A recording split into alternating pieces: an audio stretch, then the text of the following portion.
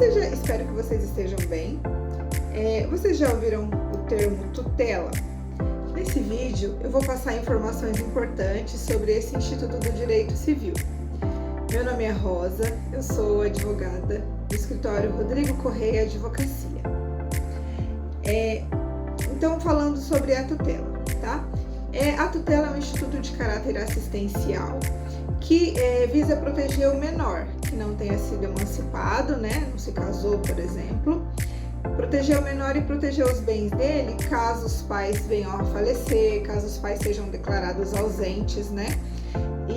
Ou tenham ali suspensos ou sejam destituídos do poder familiar, tá? Então, o menor nessa situação, ele vai ser colocado em tutela ali dentro, dependendo das possibilidades, tá?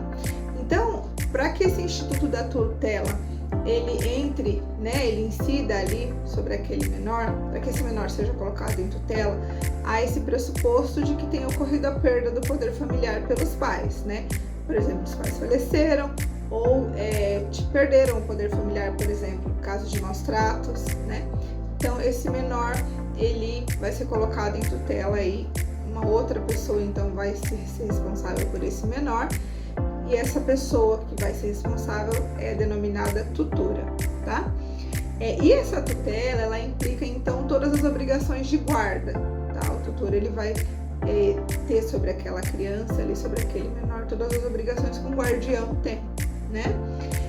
Então, apesar de as tarefas que são passadas aí para esse tutor, né, compreender ali a administração do patrimônio desse menor, direção da educação, tá? Prestação de alimentos, defesas dos interesses desse menor, o tutor não compete a ele corrigir, disciplinar esse menor, tá? Se ele precisar, por alguma razão, disciplinar esse menor, ele vai precisar se socorrer do judiciário, né? Se dirigir ali ao juiz para conseguir essa questão da correção aí da disciplina do menor, né? O tutor, ele também precisa agir sempre com zelo, com boa fé na administração dos bens aí do tutelado, tá? Tanto que ele pode ser responsabilizado, tá? Caso pratique ali algum ato danoso, né? Vai ser responsabilizado se praticar algum ato danoso na administração dos bens do menor. A tutela, ela pode ser estabelecida, instituída de três formas, né? A gente tem a tutela testamentária, a tutela legítima e a tutela dativa, tá? Vou explicar resumidamente para vocês cada uma dessas tutelas. A tutela testamentária, então, como o próprio nome já diz, é aquela tutela que ela é disposta em testamento. Então, os pais, um ou ambos, né, em testamento, eles vão colocar, caso venham a falecer, aquele menor, ele deve ficar sob a tutela de fulano de tal, né? Ali em testamento eles já vão colocar. Claro que vai valer o que está no testamento se quando eles vierem a falecer, eles estavam no poder familiar. Então, no momento do óbito, os pais estavam no poder familiar, tudo bem. O que eles colocaram em testamento, então, vai valer, tá? Quanto à indicação ali do tutor. A tutela, ela pode ser também legítima, tá? Que é a tutela imposta por lei, né?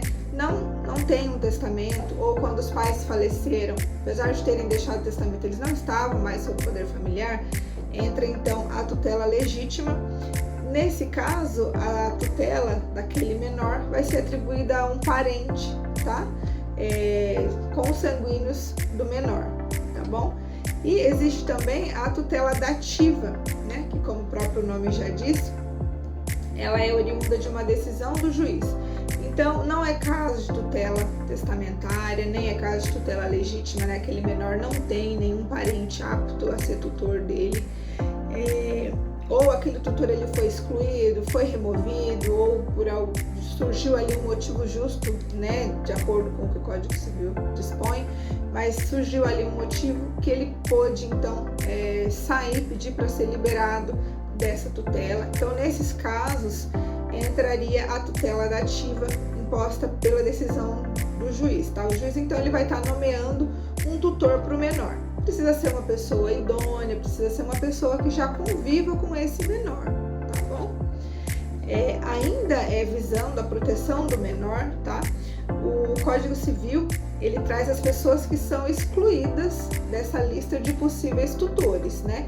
Por exemplo, se é uma pessoa que é inimiga do menor, se é uma pessoa que foi condenada por crime de furto, de roubo, se os pais daquela pessoa, né, que poderia ser tutora, se os pais daquela pessoa têm alguma ação judicial contra esse menor, então aquela pessoa ela não pode ser tutora, tá? E também tem as pessoas que podem se recusar, né?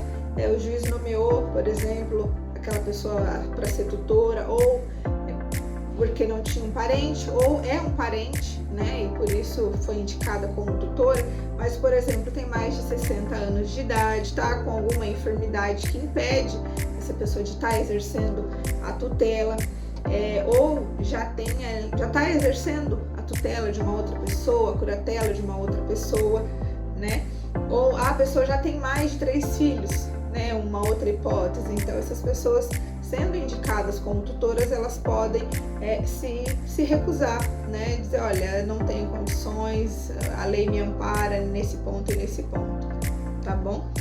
No caso de irmãos órfãos, tá? Eles não vão ser divididos, eles vão ficar todos juntos com o mesmo tutor, né? O tutor vai exercer a tutela ali de todos os irmãos em conjunto. O tutor, assim, pelo que ele realmente gastar, tá? Ali no exercício da tutela, ele tem direito de ser pago, tá? E tem direito também de receber uma remuneração proporcional aos bens que ele esteja administrando ali, aos bens do menor que ele esteja administrando. Agora, né, claro, se o menor não deixou bens, né, não tem renda, aí o tutor ele não vai receber nada mesmo, tá bom? E sobre a obrigação de prestar contas, né? É importante a gente deixar claro que o tutor, ou se o tutor faleceu enquanto exercia a tutela, os seus herdeiros têm a obrigação de prestar contas, né? Dessa tutela de 2 em 2 anos, né? A cada 2 anos é obrigatória a prestação de contas, né? O tutor a cada 2 anos é obrigado a prestar contas da administração dos bens do tutelado, e caso ele venha a falecer, então os herdeiros vão fazer essa prestação de contas. E assim, tem esse prazo de 2 anos, mas se o juiz pedir em outro momento, ou a pessoa vai estar deixando de exercer a tutela, também precisa prestar contas, tá? Além disso, é preciso apresentar um balanço anual da administração dos bens do tutelado para o juiz, né? O tutor, quanto ao prazo aí em que esse tutor ele é obrigado a exercer a tutela, esse prazo é de 2 anos, tá? Então, o tutor ele é obrigado a exercer a tutela por um prazo de 2 anos, mas ele pode continuar no exercício, tá? Mesmo passados 2 anos, ele pode continuar no exercício dessa tutela, desde que o juiz entenda que é conveniente, né? E aí, falando um pouco agora sobre a diferença entre a guarda e a tutela.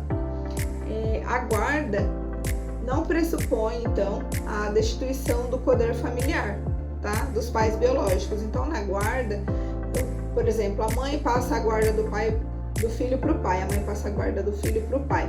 A mãe, ela ainda tem poder sobre aquele menor, né? É um poder reduzido, porque a maior parte fica com o guardião, mas a mãe, ela tem ainda poder sobre o menor, tá? Então, não seria um caso de tutela. Agora, a tutela, ela já pressupõe, na tutela, esse menor ele é inserido numa família substituta, tá? Então, a tutela pressupõe que tenha ocorrido a perda do poder familiar.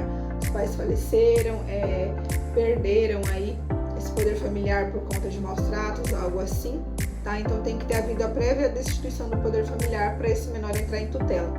Se não houve a perda, mas apenas um dos pais vai cuidar da criança, a avó vai ficar responsável, então é caso de guarda, tá? A diferença aí para vocês entenderem. Uma dúvida também que pode surgir é se o menor sob tutela, caso o tutor venha a falecer, se o menor ele tem direito à pensão pela morte desse tutor. O menor tem direito, tá? O menor sob tutela, caso o tutor venha a falecer, o menor tem direito à pensão por morte, mas vai precisar comprovar que depende economicamente desse tutor, tá?